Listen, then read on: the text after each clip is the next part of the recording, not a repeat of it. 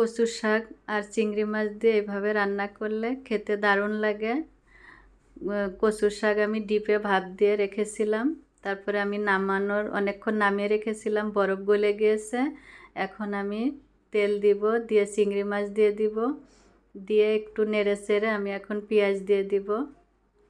পেঁয়াজটা কিছুক্ষণ নাড়তে হবে।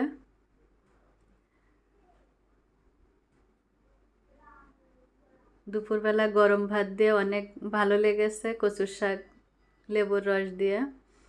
তারপরে আমি লবণ দিলাম, রসুন বাটা দিলাম, শুকনো মরিচ বাটা দিলাম, হলুদ গুঁড়া দিলাম। রসুন বাটাটা একটু বেশি করে দিই আমি কচুর শাকে, যেন গলা না চুলকায়। এখন আমি কচুর শাকটা দিয়ে দিব। কচুর শাকটা দিয়ে এভাবে আমি কিছুক্ষণ নাড়তে থাকবো। এখন আমি লেবুর রস দিয়ে দিব। খেতে দারুণ লেগেছে। খিদে পেটে যদি এরকম থাকে, দুপুরবেলা গরম গরম ভাতের সাথে যদি কচুর শাক চিংড়ি মাছ থাকে, কার না ভালো লাগে বলেন।